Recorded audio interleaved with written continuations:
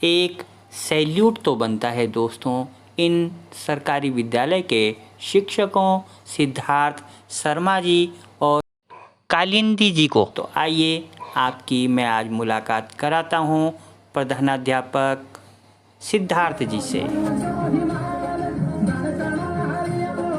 इस समय हम हैं गवर्नमेंट प्राइमरी स्कूल अपर जौली में और हमारे साथ हैं इस विद्यालय के प्रधानाध्यापक श्रीमान सिद्धार्थ शर्मा जी।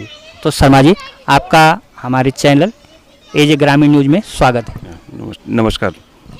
बंद विद्यालय को खोलने के बाद दोबारा चलाना बड़ी चुनौती है। हाँ, चुनौती बड़ी है और वो चुनौती और भी बड़ी तब हो जाती है जब कुछ व्यवस्थाएं मतलब प्रॉपर नहीं होती, चीज़ें जब संसाधन प्रॉपर नहीं होते या फिर कुछ विपरीत परिस्थितियां ऐसी सामने आ जाती है तो चुनौतियां और बड़ी हो जाती हैं। पूर्व सीएम साहब का जो है रावत जी का जो है बड़ा सहयोग रहा इस विद्यालय को खुलाने में। हाँ जी, ये विद्यालय 2013-14 में बंद हुआ था। 2017 में उनके द्वारा पुनः संचालित करवाया गया इसको और उस समय भोपाल सिंह गुरुजी एक हुआ करते थे। उन्होंने बहुत मेहनत की इस स्कूल के लिए, लेकिन असमय उनको ऐसा रोग से वो ग्रसित हो गए, कैंसर जैसे रोग से, कि वो बहुत मजबूर हो गए। और फिर उसके बाद फिर जब उनके चले जाने के देहावसान के बाद ये विद्यालय फिर से उसी स्थिति में आ गया था, बंद होने के कगार पे। और जब मैं आया तो यहाँ पे 4 बच्चे कुल वो थे नामांकित, उसमें से भी कुछ बच्चे 5th से निकलने वाले थे। लेकिन ऐसी परिस्थिति में, ऐसी विपरीत परिस्थिति में जंगल के निकट का विद्यालय जहाँ बाउंड्री वॉल नहीं है, जहाँ शौचालय के अंदर पीपल की जड़ें घुसी हुई हैं, वो भी निष्प्रयोज्य है। और तो इसके बंद होने के भी कारण मेरे ख्याल से कुछ ऐसे ही रहे होंगे कि माँ बाप ने सुरक्षा की लिहाज से या कुछ चीज़ें वो समझते हुए इस विद्यालय में बच्चों को प्रवेश देने का वो, तो हम पे जो विश्वास जताया है त्रिवेंद्र रावत जी ने, उसका हम उनका हृदय से आभार व्यक्त करते हैं। और उनके जो उन्होंने विश्वास दिलाया है उस पर हम खरा उतरने का पूरा प्रयास कर रहे हैं। आज तो अच्छी छात्र संख्या हो गई आपके यहाँ। अच्छी तो नहीं कहूँगा, इसलिए कि बीच में तो हमने 54 बच्चे तक यहाँ पे हो गए थे जो टेम्परेरी लेबर कुछ वैसे आते हैं SDRF के, उनके बच्चे भी थे और लोकल के भी कुछ बच्चे थे। लेकिन कोविड प्रोटोकॉल फॉलो करने के लिए और यहाँ पे संसाधन नहीं है, किचन जैसी मूलभूत आवश्यकता यहाँ पे नहीं है, तो क्लासरूम में पढ़ाना और साथ में खाना भी पकवाना। विभाग को भी कई बार लिखा तो मेरे ख्याल से कुछ चीज़ें या तो उनके बजट नहीं है तो हमारा कहना तो ये था कि आप अतिरिक्त कक्षा कक्ष यहाँ पे दे सकते थे, जो ये ताकि ये विद्यालय उस तरह से उस रूप में चल सके। हम निजी विद्यालयों के बच्चों को से उम्मीद करते हैं कि वो आएगा, क्यों भेजेगा कोई, जिस कक्ष में शिक्षण भी हो रहा है और साथ ही उसमें खाना भी बन रहा है, पका पकाया भोजन, और फिर बाल वाटिका आंगनवाड़ी केंद्र भी हम इसमें संचालित करा रहे हैं। एक्स्ट्रा स्पेस के लिए हमने बरामदा भी कवर किया, हमें लाइब्रेरी सेटअप भी करना था। हम लोग ग्रेजुएट हैं, पोस्ट ग्रेजुएट हैं टीचर्स, तो ऐसे खंडरों में नौकरी करने के लिए या उसमें तो हमने ये सोचते हुए अपने वेतन से भी लगाया, 2 वेतन लगा दिए। मेरे साथ जो मैडम है कालिंदी नेगी मैम, बहुत कर्मठ महिला हैं, बहुत योग्य सी, बहुत सहयोग दिया गया, संबल प्रदान किया गया। तब बहुत सा आपने जो है अपने संसाधनों से भी जो है यहाँ पर व्यवस्थाएं जुटाई हैं। जी, ये समस्त हमारे संसाधनों से है। विभाग से हमें केवल छात्र संख्या के अनुरूप हमें कंटिजेंसी तक उपलब्ध नहीं कराई गई। 10,000 रुपये कुल दिए गए, जबकि मानक के हिसाब से 25,000 रुपये मिलने थे, अन्य विद्यालय को जैसे मिला है। और आज भी मैं देखता हूँ कि कहीं 16-17 लाख रुपए, 26 लाख रुपए की बिल्डिंग आ रही है, कहीं मरम्मत के लिए बहुत 3-3, 4-4 लाख रुपए आ रहे हैं, है ना। इस विद्यालय में जहाँ आवश्यकता है वहाँ पर क्या कारण रहा वो तो मैं क्या बोलूँ, लेकिन हम लोग बहुत असहज रहे। अच्छा, यहाँ पर जो ये बच्चों के लिए खेल की व्यवस्था है या यहाँ पर आपने रंग रोगन है, ये सब आप अपने संसाधनों से दोनों शिक्षक मिल करके कर रहे हैं? जी, हाँ जी, हम दोनों शिक्षक इन सब कार्यों को अपने संसाधनों से कर रहे हैं। और कुछ स्थानीय लोगों ने भी ऐसा नहीं है हेल्प की है, कुछ शिक्षकों ने भी हेल्प की हमारी। शिक्षकों ने धन भी हमें उपलब्ध कराया है, वो देखते डेडिकेशन देखते हुए कुछ जो आते हैं यहाँ पे आए हैं। और ये जो हम आयोजन कल बाल मेले का आयोजन कर रहे हैं तो हमारा ये बहुत अप्रिशिएट किया जा रहा है। तो कुछ लोगों ने, गजेंद्र हार्डवेयर वालों ने कुछ व्यवस्था की है, टेंट के लिए 5,000 रुपये उपलब्ध कराए।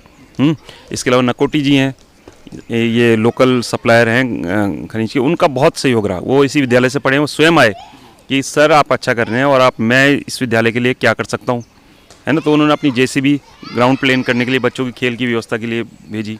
मतलब स्थानीय लोग भी जो हैं आगे आ रहे हैं। अब देख रहे हैं लोग, है ना। और हमारा तो ये कहना है कि समाज अगर खड़ा हो जाए सरकारी शिक्षक के साथ तो तस्वीर कुछ बदल सकती है। कुछ कमियां होती होंगी सब जगह, है ना, लेकिन जहाँ पे इस तरह का हम लोग माहौल जैसा चाह रहे हैं तो हमारे विजन को समझा जाए, हैं, तो समाज को बता रहे हैं कि हम देखिए हम क्या करना चाह रहे हैं और हमारे सामने क्या क्या मजबूरियां आ रही है, तो आप लोग हमारी मदद कीजिए। तो आएंगे, कल हमारा बाल मेले का आयोजन है और बहुत भव्य तरीके से हम इसको करना चाह रहे हैं। बाल मेले में आप जो है यहाँ के जो पुरातन छात्र हैं उनसे भी सहयोग की अपील है। हमारा एक्चुअल में कल एक तो हम लाइब्रेरी सेटअप और कंप्यूटर लैब का हम लोग 4 कंप्यूटर हमें उपलब्ध कराए गए हैं। एक तो विभाग ने दिया था कंप्यूटर, हालांकि वो काम नहीं कर रहा है, लेकिन वो ठीक है, वो भी है, क्योंकि छोटे बच्चों को तो हार्डवेयर की नॉलेज पहले दी जाती है ना। और इसके अलावा 3 कंप्यूटर और क्रिएटिव कंप्यूटर्स ऋषिकेश वाले हैं, उन्होंने प्रोवाइड कराए। और लाइब्रेरी सेटअप है, मेरी स्वयं की एक घर पे लाइब्रेरी चलती थी, उसका मैं चाहता हूँ कि पूरा सेटअप यहाँ पे लेके आऊँ, तो जितना हम कर पाए उतना कर रहे हैं। लाइब्रेरी सेटअप भी किया है, तो कल उस पुस्तकालय का उद्घाटन है। और मैं एक चीज़ और कहना चाहूँगा, हमारा विज़न है, हम कल विज़न डॉक्यूमेंट भी पेश करेंगे। कल विधायक महोदय भी आएंगे और अन्य लोग भी होंगे, उनके सामने हमने अपना विज़न प्रस्तुत करना है। हम क्या कर पाए, क्या करना चाहते थे, क्या छूट गया और क्या आगे को हमें करना है। अगर 20 बाई 40 का हमें हॉल भी मिलेगा ना, हम बुक्स को भर देंगे। हमें कोई किसी की संसाधनों की वैसे ज़रूरत नहीं पड़ेगी, लोग आके खुद डोनेट करते हैं भाई, है ना। इन बच्चों के लिए एक ऐसा समृद्ध पुस्तकालय हम निर्माण करना चाहते हैं यहाँ पे कि वो न भूतो न भविष्य, कि शायद कोई पहले भी नहीं होगा और आगे भी कोई सोचेगा तो बहुत बड़ी बात सोचनी होगी उसे। इस तरह के हम संकल्पना लेके चल रहे हैं और इन बच्चों को वो सब मिले जो निजी विद्यालय के बच्चों को भी नहीं मिलता है। अभी ड्रेस की बात हो रही थी कि आपने ड्रेस भी जो है एक विभाग के अलावा अतिरिक्त ड्रेस भी उपलब्ध। ड्रेस हमारे यहाँ एक तो जो 5 दिन पहनी जाती है ड्रेस, छठे दिन हमारी एक हाउस ड्रेस होती है और विंटर के लिए हमारे ट्रैक सूट है, बहुत उत्तम क्वालिटी का, जो कि स्वयं के संसाधनों से दिया है। एक ड्रेस सप्लायर है, उनके पास जो डंप हो जाता है, जैसे प्राइवेट स्कूल में जो नहीं लागू हो रहा है, तो वो हमें फ्री ऑफ कॉस्ट प्रोवाइड कराते हैं।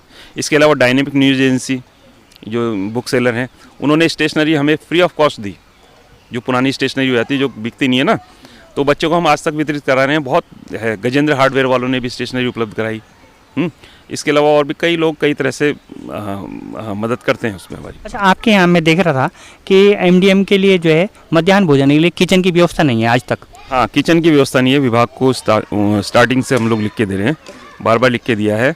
अब क्यों नहीं हो पा रहा है वो कुछ समझ नहीं आया, बजट की कमी है, वो आगे लिख के दे दिया उन्होंने जो जिले में दिया, जिले से राज्य में लिख के दिया, लेकिन कुछ हो नहीं रहा है और कोई ये बताने को भी तैयार नहीं है कि खाना कहाँ पकाएंगे। हमने लिख दिया है, पर अगर एमडीएम बंद करेंगे तो छात्र संख्या कम हो जाएगी। मतलब हम शिक्षण कराएं कि इन व्यवस्थाओं को संभालते रहें, ये एक तरह से बर्डन हो गया और बच्चों के लिए पोषण के लिए मध्याह्न भोजन भी जरूरी है। अच्छा, ये जो दीवारों पर मैं ये वॉल राइटिंग वगैरह देख रहा था, ये सब आपने और आपके साथ सहयोग करते हैं हमारे गुरुजी। हाँ, ये हाँ दिलीप सिंह जी हैं। दिलीप सिंह जी, आप माजरी में हैं? हाँ, माजरी में है। और इसके अलावा मैम और हम सब एक टीम के रूप में इस काम को कर रहे हैं। और क्योंकि हमारे काम में इतनी हमारे हाथ में सफाई नहीं है, गुरुजी ने सीमाओं से बढ़ के हमें सहयोग किया है। और हम लोग भविष्य में भी इनसे बात हुई थी, दिलीप सिंह जी, इनसे बात होती है कि हम लोग एक टीम के रूप में काम करें। विजय बहादुर जी हैं, एक योगी शिक्षक, प्रेम मोहन जी हैं, तो हम लोग एक टीम बनाना चाह रहे हैं जो 2 दिन दे के 3 दिन दे के किसी भी स्कूल की कायाकल्प कर सकें। तो ये हमारी आगे की सोच है कि हम लोग एक टीम के रूप में काम करेंगे, योग्य लोग आगे आएँ, सब आएँ आगे। और उस व्यवस्था से थोड़ा सा लड़ना भी पड़ेगा जो ये सोचती है कि शिक्षक को कि शिक्षक में नैतिक बल ना रहे, कोई विरोध ना हो, कहीं से कुछ इस तरह की चीज़ें ना हो, भ्रष्टाचार चले। सब नहीं है ऐसे, लेकिन कुछ लोग हैं जो पूरे सिस्टम को इस तरह से करते हैं कि वो अंतोगत्वा बच्चे का नुकसान होता है।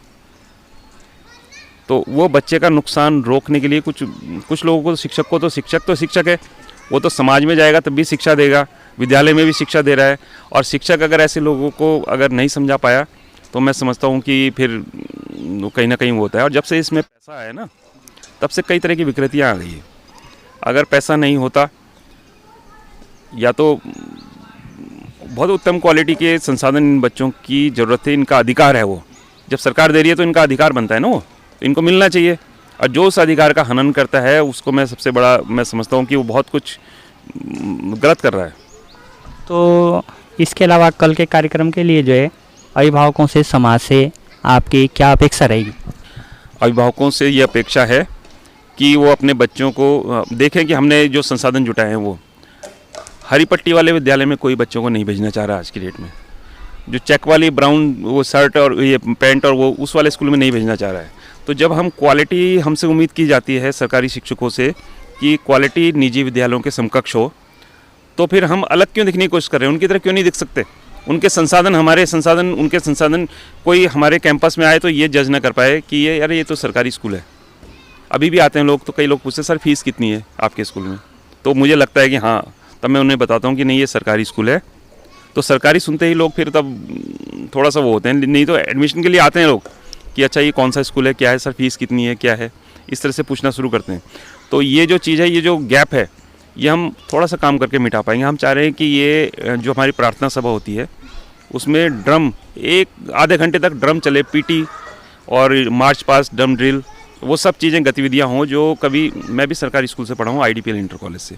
तो हमारी जो गतिविधियाँ होती थी आज तक हम सोचते हैं कि हम वो क्यों नहीं कर पाते, क्योंकि वहाँ शिक्षक पूरे थे, संसाधन पूरे थे, मैनेजमेंट भी अच्छा खासा मैनेजमेंट था, हालांकि सरकारी था, सेमी गवर्नमेंट समझ सकते हैं उसको, एक तरह से IDPL का मैनेजमेंट उसको देखता था, नज़र रखता था, पूरा डेकोरम मेंटेन था।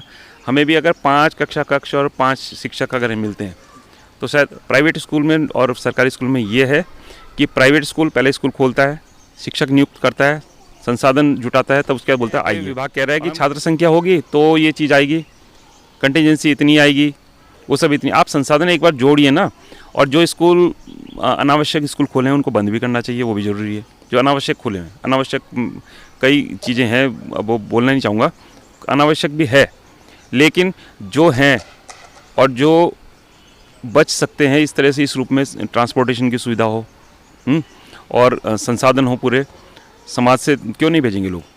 तो अच्छी बात है। अब अंतिम प्रश्न कि आप भी अपने यहाँ कुछ नवाचार करा रहे हैं, मतलब जैसे आप ड्रम वाला बता रहे थे, मतलब शुरू होने वाला है ये चल रहा है हमारे यहाँ, लेकिन हम ट्रैक निर्माण चाह रहे हैं जी।